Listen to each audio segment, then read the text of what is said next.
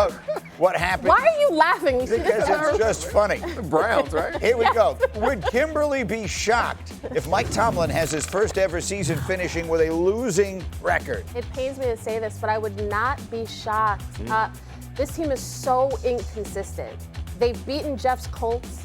Wow. And yet, that was a stray for no reason. When you expect them to kind of close out and win the division, everything's open. Now the Ravens are ahead of them, so I don't know. I would not be shocked. I mean, perhaps it should just be said they're just not that good. As you watch them, it's the way it looks. And here's the next one. Let's talk about a guy who is that good. Would Kimberley be shocked if Myles Garrett breaks the sack record before Christmas? Really, I would not be shocked. He's a monster. This man sacked Lamar Jackson 4 times a couple weeks ago. And he sacked Geno Smith three of the 10 sacks that he had. He is on such an impressive tear, and it is a shame that Myles Garrett is being wasted another season in Cleveland. I know he's getting his money, but still. You'll be there this weekend to see it in person against San Francisco. And then finally tomorrow night, will you be shocked if Joe Burrow upsets the Ravens in his return? Hear me out. I would not be shocked. You know why? Because I see the AFC North more than any other division, and I have seen the Ravens and the Bengals go head-to-head. I've seen Joe Burrow and Lamar Jackson trade blows. Lamar Jackson has the toe injury, the knee, the hamstring that he's dealing with. The Ravens' offensive line, an issue. So as much as the Bengals, there's a lot of pressure on Joe Burrow to be back. The Ravens, they have some issues as well. I want to dive into that game, but first let's hear from Burrow. He talked yesterday, because you've heard it. There's so many people saying, why is he coming back? He's got all this history of injuries. He's got the toe. The team feels out of it. Here was Burrow yesterday on why he's coming back to the field despite the injury risk. I'm not going to ever go to somebody and say, yeah, I'm healthy, but I don't think I should go out there and play. That doesn't make a lot of sense to me. I'm not going to live my life and play this game scared of something happening. And I have so much admiration for that perspective. I mean, just in an honest moment, because it's so the opposite of the way my mind works. And I mean that, like, seriously. My mind is trained to always consider the worst case scenario and work my way from there. That's how I make decisions in life. You want to know why people get to be Joe Burrow? Is because he says, I'm not thinking that way. I'm thinking I'm going to go out there and I'm healthy now and I'm going to go beat these guys. And that's one of the ways you get to be Joe Burrow. I mean, Joe Burrow's a special player, but that's just football. Like, there's a sorting process from the time you're 8 to the time you get to the league. No one's in the league like, I don't want to play. Let me not play. There's not a soul in the NFL that's afraid of, like, contact or physicality or afraid of getting hurt. Like, you don't get there. At some point along the way, those guys are sorted out. So I like that Joe Burrow has this mindset, and as long as you're still in the race, they want to be competitive. However, if they're out of it, somebody else got to make that decision. It ain't up to you anymore, Joe. That's the only point that I would make about this. Look, ACL, PCL, meniscus, torn wrist ligament, surgery on a turf toe. Look, I understand. Joe's an alpha. He is the alpha of alphas, okay? And he can single-handedly end Baltimore's 5-game winning streak. Him and Jamar have torched this team since those two have been together. They have put up ridiculous numbers. So I get it. He's probably sitting there going, hey, look, they're paying me a lot of money. I'm a bad dude, okay? I know what I bring to the table. I don't care if we're out of it or not. But as you said, if I was management right now and I was looking at that list of injuries and I'm sitting there thinking, what's the realistic possibilities of us making it in the postseason? I would have a long conversation with him about, Joe, I understand you want to play. I want you to play. I also want you to be our quarterback for another 5, 6, 10 years. Of course, he could get hurt at any point in time. It would be something that would be on my mind, though. But you're right. There is nothing but respect for this dude. Nothing. He has fought through everything behind an offensive line that is like Swiss cheese since he's been there. It's been awful. And he has continued to answer the bell. Simple as that. Yeah, I mean, listen, I appreciate Lou from the management side. As a player, bro, if I'm in my locker room, my quarterback decides, hey, season's not really worth it, you're going to lose a lot of respect in the locker room. Business decisions. The leader of your team can't be saddled with, well, the season wasn't going great, so everybody else can play, but not me. And I get it. Like, I understand from management, like, you don't want your quarterback to be injured. There's a lot of decisions, a lot of money, all of those things. But if as guys who have been in the locker room as long as we all have, we all know if that happened, we would lose respect because we know he could argue that point if I'm going to get back on the field. I would never see that. I have no doubt. He's not arguing it. No. I'm just saying if I was management, I'd be sitting there going, oh, you're scared. Man. Ain't no doubt. Well, That's why they're not football players. but look at their schedule. Look at the last 6 games that they If have. they sweep the Ravens, they have a chance. Which I don't think will happen, but it could happen. And that to me is the toughest. That's the toughest test, trying to sweep the Ravens. But it's not impossible for them to run the table. You watch the Ravens closely every single week. They haven't looked that good. The offense, something's not right with Lamar, right? Yeah, things don't seem right with Lamar. Kyle Hamilton got hurt at the end of that game. Yep. He is the difference maker on that defense that makes everything they do so difficult to stop. So I think there could be a problem with this team if they can't protect Lamar. Lamar also feels like he can't really protect himself. The run game that we just thought was always automatic in Baltimore has not been consistent or effective. This team is leading the division right now, but it's not because they're the same Ravens that we've grown accustomed to seeing. A lot of these AFC teams, and the Ravens are included, are not nearly as good as we expected. I think all those things are related, though, like their offense not being, as productive, their run game, because when you look at Lamar, even when he came back off the injury the first week, he does not look right. And when your defense is schemed around protecting Lamar being able to do special things, and he's limited, and he looks limited. Even when it's clean pocket throws, intermediate throws, when he's trying to hit Mark Andrews, how many throws have you seen him miss over the past couple of weeks? Look It's at the screen. Whoa. Look at the screen. We got a clean sweep of Ravens.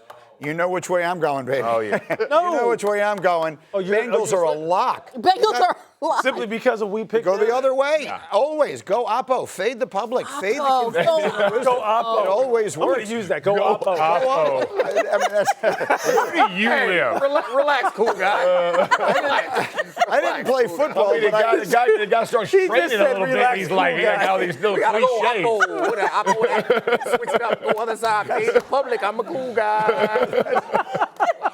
Fade? He just said fade the public. That's what he just said. We've got 2 number 1 receivers, and that's just exceptional right at the time when, guess what, our quarterback is probably the best that he's ever been. To have 2 receivers, wideouts of this caliber, he's an outstanding, let me emphasize this again, outstanding teammate. He brings energy to the team even when he's not making some of those great receptions. It's an interesting little storyline here to consider, right? So we all thought George Pickens go somewhere, have an enormous year, ball out, to use the expression, and then go get your money. Now here's the problem. I'm on one. You were on anyway, one. I like it. It's all right. My pre-Thanksgiving excitement. But all kidding aside, you're already paying C.D. Lamb an enormous amount of money, and he's worth every penny out of it. He's a great player. You can't pay 2 guys, right? I mean, you've got the quarterback that you're paying already. What are they going to do with George Pickens? Probably franchise tag. Are they going to franchise tag George Pickens? I mean, you can't just let him go. I mean, you have to kind of. I'm not going to say the word controlled because that's not what the tag is intended to signify. But look, I think you have to keep him under contract. Look, you know what I'm saying. I'm not using that word. But he is a guy you have to try and figure out a way. Because look, Cincinnati figured out a way to do it, right? Right. They figured out a way to do it with Lamar and T. Of course. But what I'm saying is, like, this is one of those things where it's a good problem to have. I mean, they took a chance. He has paid off. I think one of the reasons why he has paid off, though, as well, is something that Jerry touched on. Dak Prescott right now, you would have to say, as far as leading their football team, maybe him and Matthew Stafford are right now kind of like separating themselves as far as guys who are just elevating their football team to levels where you're sitting there going, look, I think with the Rams you expected it. With Dak, everyone always had these questions. Dak's influence on this offense and on this man in particular, you saw those, 15 tight window catches this year? Because Dak's figuring, 3 is always open. He's always open, and you can tell he's rewarding Dak with some of the most spectacular catches you've seen in the past 10, 15 years. It's when ridiculous. He's not open, you throw it over there, and exactly. He's going to catch it anyway. But, I think to the contract point, I think oftentimes we make a lot of where the money is allocated. They can afford to pay most of those guys. Yes. You can definitely restructure contracts, push money later, and put the money where you want it to go. And they're playing well on defense. If you assume that this was Micah's money that was going to go to Micah Parsons to bolster that defense, now they're playing good defense. You can give that money to George Pickens. They don't have to franchise tag him. That's They exactly could right. pay all those guys Yes. and still be fine. It's a way to do it. Just because the Bengals couldn't make it And work avoid doesn't some mean that- drama by avoiding the franchise tag. Well, yeah. I mean, obviously, it takes two to tango, right? Georgia's going to have to want to accept a contract that fits into the overall salary cap structure.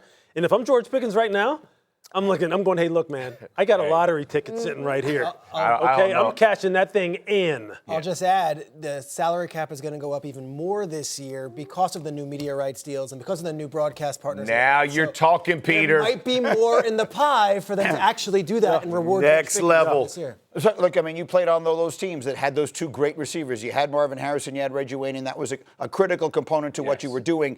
This team may have lost. Look, I would love to see them make a late season run here. Maybe they do. They may have buried themselves in too deep a hole early on to make it work this year, but you made the point. They have actually started to build something that looks like it could, going forward, be special. Yeah, this is a foundation. I mean, you look at the foundation of this football team, it is built. Like, this is built for the future. You think about Williams and Clark in the middle, and Overshown and Wilson, and now you flip it over their offense. They drafted Booker, and for the Cowboys, they do a good job drafting offensive linemen. They got him going in there. They got a young offensive line. They got Dak, they got Williams, now they got Pickens, they got Ferguson.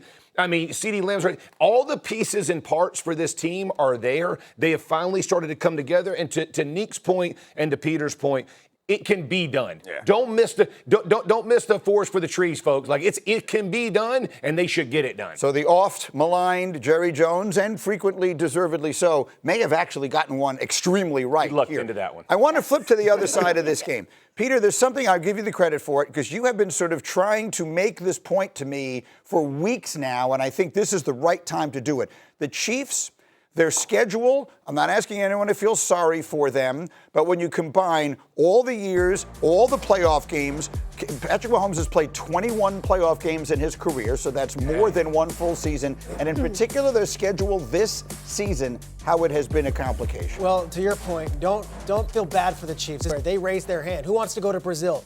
We want to be the world's team. We'll go to Brazil. Who wants to go to Germany last year? We want to go to Germany. We want to be the world's team. There is a concerted effort to always be willing to be on those biggest stages. So last year, Black Friday, Amazon's first time, Chiefs were on that game. Christmas Day, Chiefs were there for Netflix. This year, Thanksgiving Day, Chiefs are there for CBS. Christmas Day this year, Chiefs are going to be there. Brazil on a Friday, Chiefs are there. It's got to be exhausting for these players and coaches to play on Fridays, Thursdays, Saturdays. The schedule doesn't treat them the same as they do everyone else. Heavy is the crown. We get it. And the Chiefs front office and their ownership are willing to do it. But at some point, it does show wear and tear, and there's a cost on the field. They have played two Sunday at 1 o'clock games this season. Two. And one was against the Colts, season. right? Well, right? That was this past weekend. Which is crazy. And you were saying you had a taste of this during your days in Indy when you guys were the stars of the league. Yeah, and we didn't have the Brazil trips and all the different, out of the country during the season. But I mean, if you understand, like most teams get a consistent schedule, right? And it's like teams that play Sunday at 1, it's like it's a refreshment. It's like, oh, we get 7 days. Now you start talking about Monday night games, Thursday night games, Sunday night games. And your schedule is never the same. And listen, there's something about getting everybody's best shot. And when we were in Indy, we did all of those things. And every game was a marquee matchup, right? It was this defense versus this offense. It's it's the Patriots, it's the Colts, it's the Steelers, and it was always these big moments. And you love it as a player, but it is fatiguing. And it's especially fatiguing for the guy who leads it all, 15. And I'm just telling you, like, there is something about what's asked of them, and this was asked of Manning.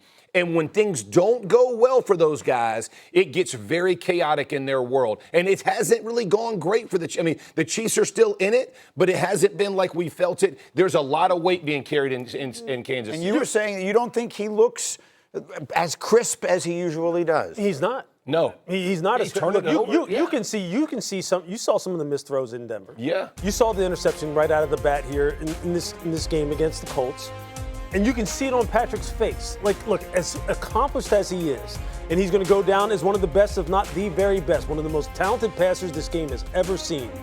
You can see with the kind of things that Peter's alluding to and the kind of things that Jeff is alluding to. This guy has been at the forefront for a long time already in his young career. Yep. And this team knows that every single week, as many people are rooting against them as are rooting for them, doubt. if not more. There's a lot. There's no stat for these things, and I think we underappreciate the things that we can't measure. And there's no stat for the psychological exhaustion that a player could feel like Mahomes, that is always hitting the best shot. And this whole team that's always up against it, always facing the team, always playing at 8 o'clock, always playing in the playoffs every year in the conference championship. And I know we started this by saying you don't have to feel sorry for them. We aren't. But I cannot imagine, like, every season being the guy that we're all looking at. Then you put on top of it, dating a superstar. That even more attention. Like, it has to wear on this team, and they have to run out of gas at some point. Every year it seems like they've been charged with having to reinvent themselves on offense or figure out, the offense was carrying them. Now it's like, okay, the defense is going to carry them.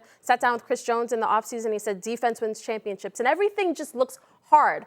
But last year, things looked hard at times, but they got lucky. The luck hasn't picked up yet. But again, for them to still be in it speaks volumes about their quarterback and the talent that they do have. They are still in it even if they lose tomorrow. They still have nearly a 50-50 shot of making it into the playoffs. With a loss tomorrow, we'll see. It's a monster game.